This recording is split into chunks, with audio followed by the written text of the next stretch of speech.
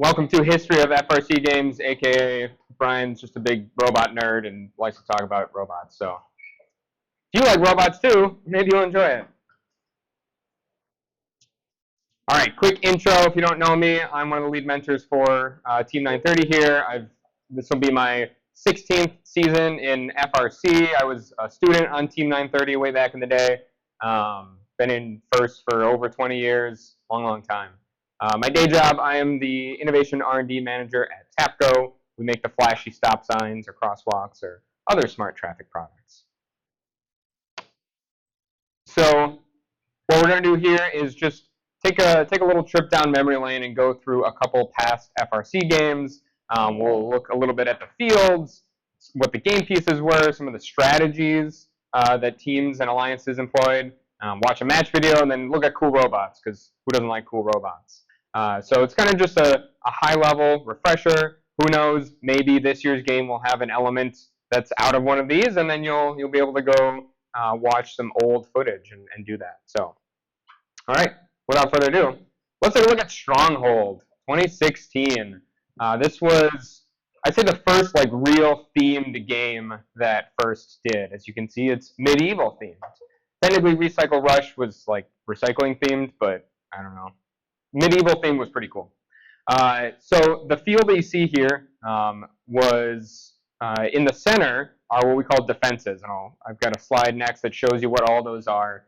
But the defenses were robots had to cross over them, and you got points for crossing it.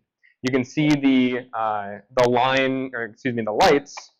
If I turn on my laser pointer, the lights at the bases of each of the defenses would indicate how many times you've crossed over it. You had to cross over a defense twice in order to break the defense.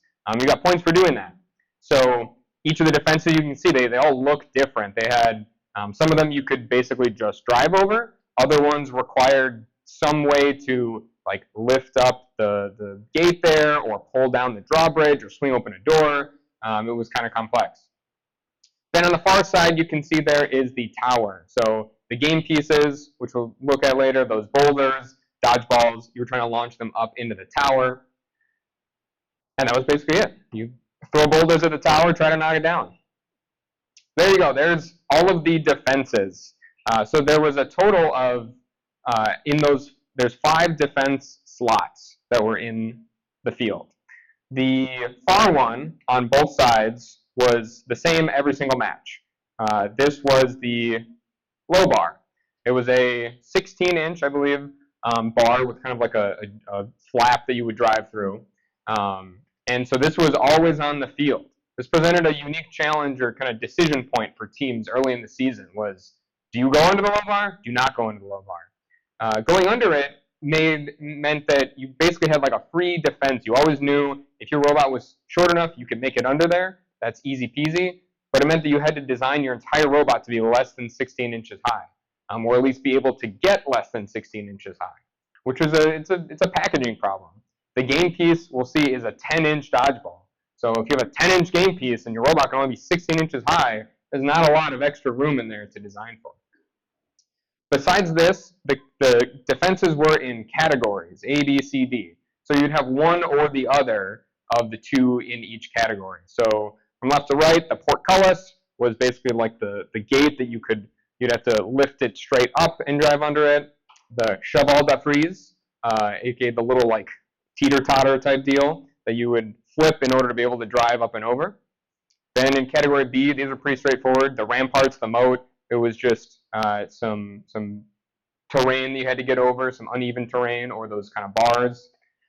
Category C, again, there's the drawbridge, so either pulling the door from the top and having to bring it down to cross it, or the sally port, which was a door that swung open. So kind of a unique, like much different than the other methods of getting through those defenses. And then D was rock wall, rough terrain. Again, just drive over the really big thing in your path. Pretty sure that so alliances could select what defenses, 3 of the 4 defenses for their opponent's outer works, which is where all the defenses were located. And then one of them was based on like audience cheering. There was a whole thing of like, they would put A versus B, and whichever one got the loudest cheer at the competition was what was picked. It was 2016 was a wild time, man. And then on the right side was the tower. You can see there was high goals and low goals. 3 faces had high goals on them. 2 faces on the outside had low goals. There were bars that you could hang from in the end game or be up on this kind of slanted platform at the end. Also above each player station was I forget the name for it, but basically the little team banner that you could make. So that was pretty cool. Every team got to make one. You would bring it and put it on top of your driver station. If your team competed in 2016, you might see hanging around your shop a little medieval looking sign with your team logo on it. That's probably where it's from. All right, here is the top-down view of the field. Lots of stuff going on here, but in essence, the field was divided into 3 parts. You had the center was the neutral zone, and then both teams had their courtyard. On the sides, you can see what's called the secret passage. So when a boulder or a ball was scored through the tower, then an alliance would return it back to the field through their secret passage. And there was 2 openings at the bottom of that. So that year, if you were on the bowling team and you were in robotics, you probably were a pretty good human player because you were essentially trying to bowl the boulder back into the field of play. And you saw teams that would practice that to try to get the ball from their secret passage all the way through, and if you got lucky, you could get it underneath the low bar back into your courtyard. So teams were driving on opposite sides of the field from where your alliance stations were. So if you were the blue alliance, you'd be standing here on the left side. Your robots, if they were trying to score, would be over here on the far side of the field, scoring into this tower, and then driving back and forth through the outer works, all those defenses that were in the way, in order to get more boulders from the neutral zone or from the secret passage. You could not take the shortcut through your opponent's secret passage. You could, if you're a blue robot and you're over here in your courtyard, you could drive into their secret passage. If there was a boulder in there, you could try to steal it. That was a protected zone, though, so you had to be careful. If there was a red robot inside their secret passage, you didn't want to come in contact with them, get a penalty. But you could go over there, try to steal a boulder. You couldn't cross all the way back over into the neutral zone, though. Essentially, no shortcuts. You got to go over those defenses. And then the last thing to note is that only one robot could be in their opponent's courtyard at any time. So basically, you couldn't send all 3 of your robots over to go play defense and just smother your opponents. All right, the game piece. So it was the boulder. 10-inch gray dodgeball. If you were around in 2022, it was almost the exact same size as the cargo from a couple years ago. In fact, we still had our 2016 robot working, and we used that to test with cargo a few years back. So it was this big dodgeball. It was like $40 from Andy Mark. So teams had to be careful. We made a rule of if you break it, you buy it. Don't rip the dodgeball. There was 18 total, so 6 started on the center line. You had preloads in each of the robots, and then a few back behind the player stations. Here is the scoring table from Stronghold. So not too much going on there. You got points, as I mentioned, for in autonomous. You could reach a defense, meaning you drove up in contact with it. If you fully crossed over it in auto, you got more points. And then in teleop, that's how you would damage the defenses, as you would have to cross all the way up and over. So sometimes you'd see teams that would just sit there and they would drive over the rock wall and then back, and then drive over it a second time and back. And then they'd move to the next one, drive over and back, because you got points for just driving over these things. You also got points for scoring boulders, and the high goal, low goal. Obviously, the high goal worth more points than the low goal. And then at the end of the match, challenging was if you just drove onto the little ramp underneath the tower, you would get points. Or if you would scale it, if you would grab onto that metal bar, pull yourself up, you would get more points.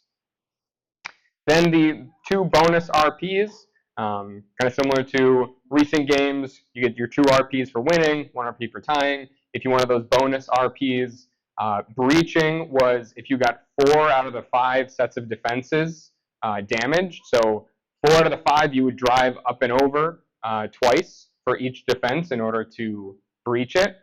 And then capturing was if you got enough boulders scored.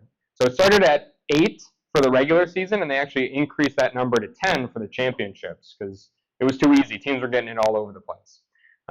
That's why usually in the rules they have some like footnote saying that the point values or the like number of game pieces needed could be changed throughout the season. We haven't. I guess we saw it 2 years ago when they did supercharging for 2023.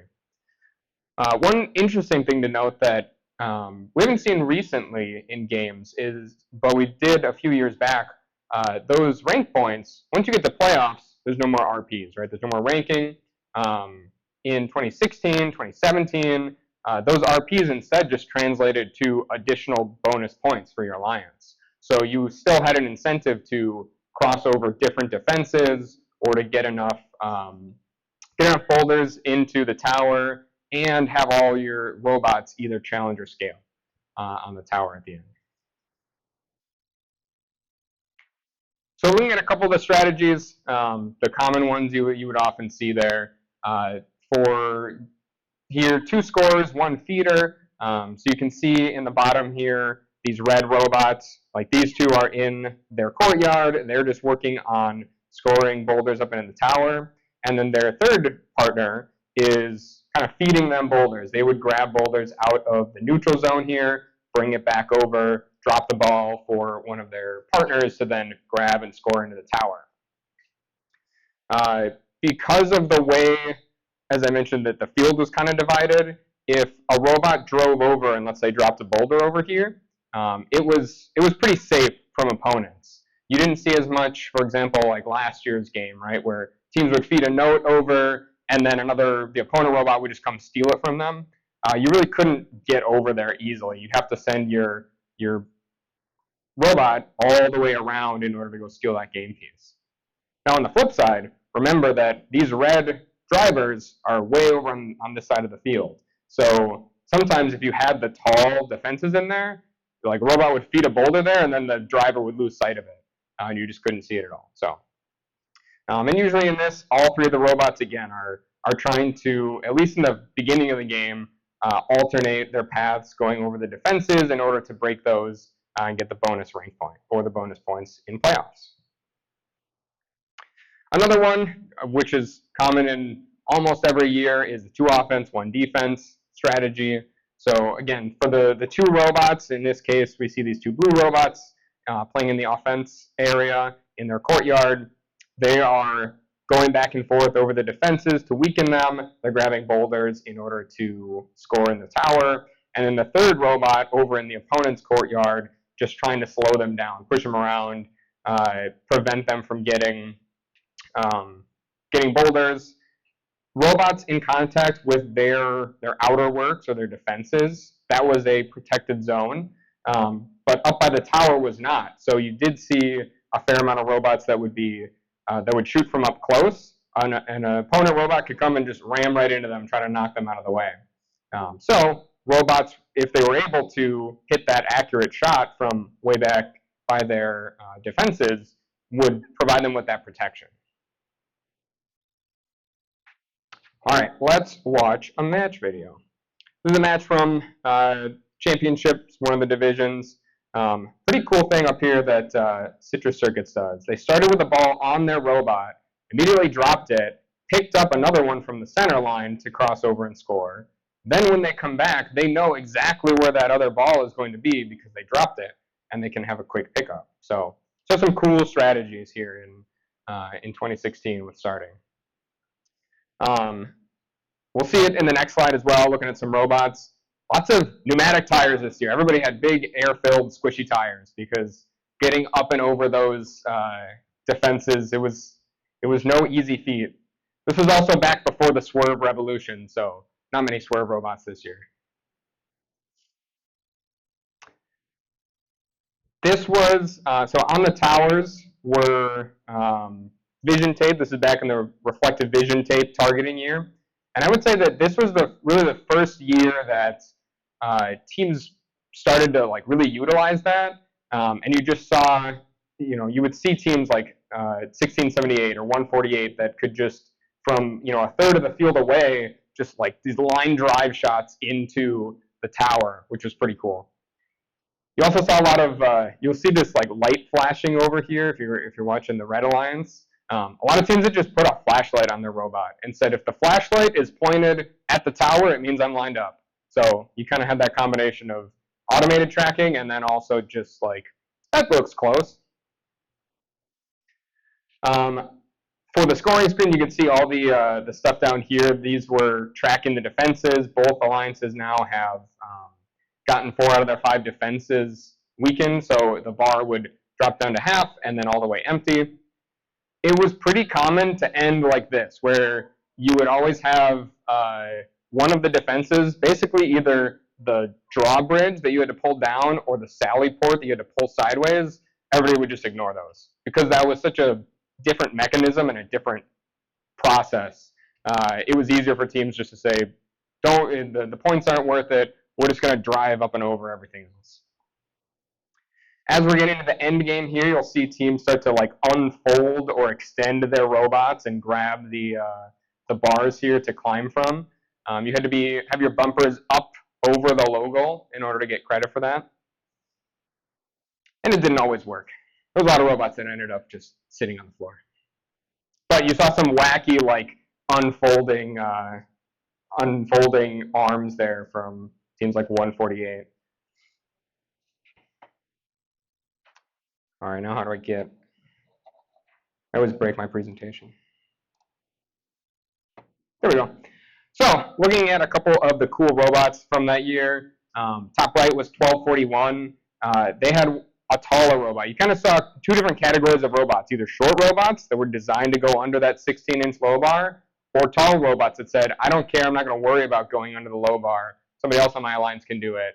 I'm going to build my robot tall so that my shooter is much closer, like it's higher up in the air, it's closer to the goal. So 1241 was an example. Robotics, they were one of the world champs that year down from Illinois. Had these tall robots with these turreted shooters on them. These big intakes that would go over the bumper in order to not only grab the boulders, but often use those to manipulate the defenses as well, to be able to pull down, for example, the cheval de frise, the teeter-totters there. 330, that was one of the world champs as well. Simple but cool robot, and every once in a while you'll see pop up on Chief Delphi or somewhere else the clip of them falling from the climb and then like going on their back and turning themselves back over in the championship matches. So that was pretty neat. And then a short clip here of 971 from 2016 is like one of the coolest robots ever made. You can just watch how their shooter works. It just like their entire thing just lifts up and then flips. It could flip either forward or backwards. It had like 2 cameras on the shooter itself to aim and do that. So it was, I mean, 971's building like rockets to Mars, so it's pretty cool.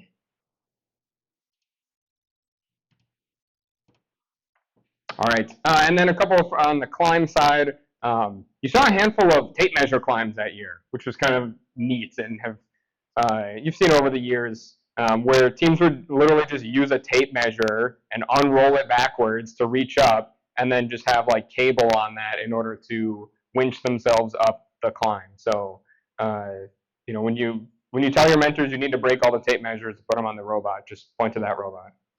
Or if you wanted to be really extra in the way that you climbed, you were 118 and you built a grappling hook that you just shot up and winched yourself up.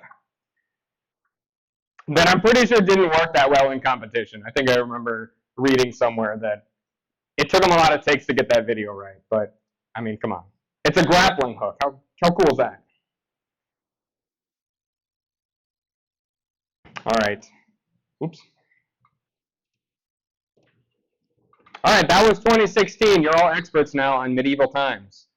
Speaking of medieval times, what feels like an eternity ago, let's talk Locomotion 2011.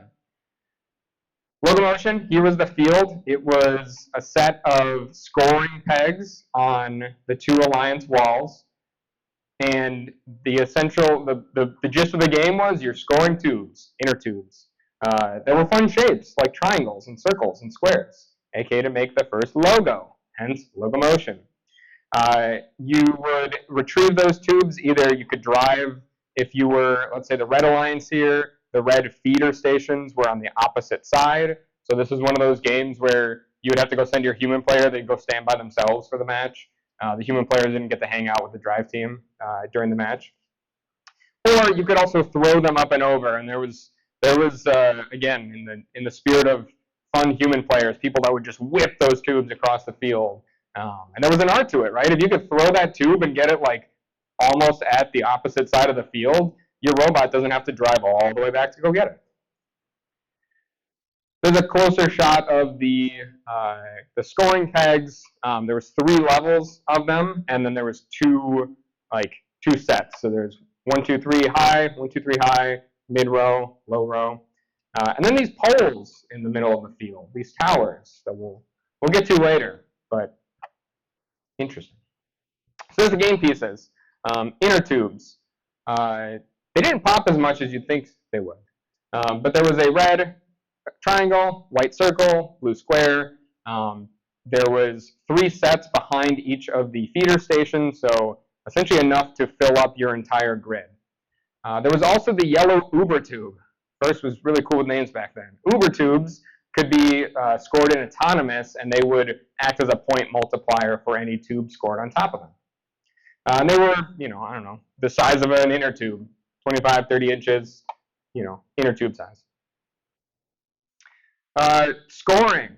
So, as mentioned, the Uber tubes, if you scored it in autonomous, you would get points for that. And then if you had a logo piece scored over it later in the match, you would get a bonus for it. Top row was worth 3 points, middle row was 2, bottom row was 1. If it was scored over an Uber tube, that piece itself would be doubled. And then if you got the tube scored in the first logo, triangle, circle, square, you would double the score there. So teams, alliances were trying to score, you didn't want to just score willy-nilly, the game pieces all over. They were trying to get them in the first logo. Now, as I mentioned before, like 2016's game, you were on one side, you were scoring on the opposite side of the field. This year, you were scoring on the close side of the field, which meant you could see your robot really closely.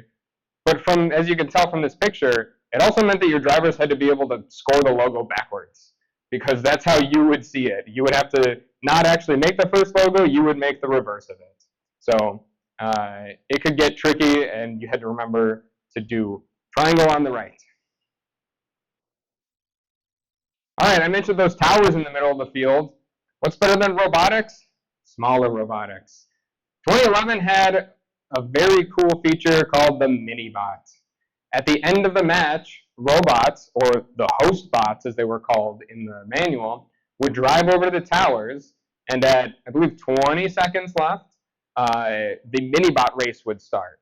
Teams could then deploy a smaller robot from the big robot, and it would race up the pole to hit a pressure plate at the top.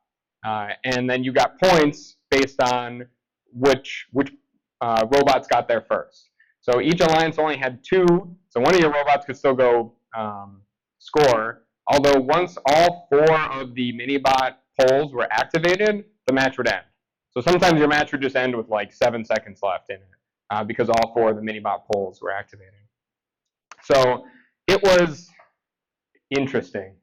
It was a wild time that you had 2 robots. You had to make sure that that robot didn't fall out of your other robot, or that you didn't design your robot in such a way that it would drive up the pole and then not stop, and then like smoke would come out of the motors.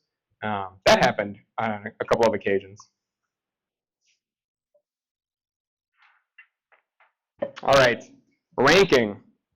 2011 was before the nice days of 2 rank points for winning and 2 bonus rank points.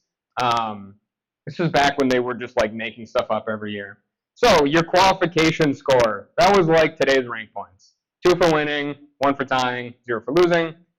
Then at the end of the qualifications, if a team was tied in their qualification score, aka their win-loss, then it would move on to the ranking score.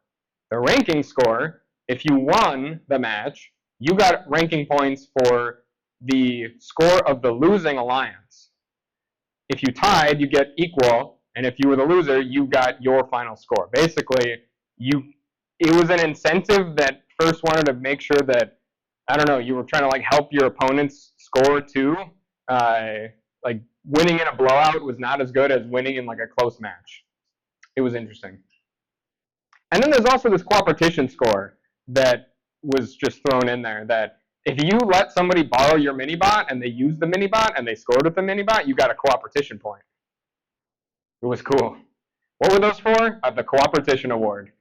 And that's it. I was reading through the rules last night and went, where is this cooperation score even used? It was for like a random award in there. So this was, FRC has come a long way in being able to make the rankings make more sense. Yes, as our astute observers who point out, there was like Chief Delphi threads about standardizing your mini-bot designs to try to help with this, and then in the end it was, yeah, nobody did that. It's better than the year prior, 2010. I think your entire ranking was based off of like the point differential. So you had teams that would just like purposely lose the match and score a bunch of points for their opponents because really it helped them rank higher. It was wild times. All right, a couple of the strategies there. With a pretty simplistic game, there wasn't as crazy strategies. You had your classic 2 offense, 1 defense. It helped try to keep the scoring area clear. There was a very distinct left side and right side of the grid. So keeping that third robot to just go try to get in the way. I mean, the game pieces, inner tubes, they were easy to just ram into, and they would kind of bounce around the field. So that was a pretty straightforward one. And then instead, having that third robot essentially be a feeder. So again, human players would throw tubes, and we'll see that in the next slide, throw those tubes over, but if you had your third robot that's able to grab the tube, bring it over towards your opponent, or towards your partners, I should say, maybe stealing those game pieces from your opponents, it helped out. So let's watch a video here. This is also before the days of like good video. Some of the match videos for 2011 are just awful. It's like recorded on a cell phone, as you can tell by this. So this is the autonomous. Robots are scoring their Uber tubes. They have those lines on the floor that would teams could like line follow. If you've been in Lego League and you've done line following there, it was like that but big. I got to program our robot with like 5 light sensors on it. It was pretty awesome. And now you see the tubes flying. So you can see the human players, like some of those white tubes that just went careening into the field. Now those robots don't even have to drive over to get them.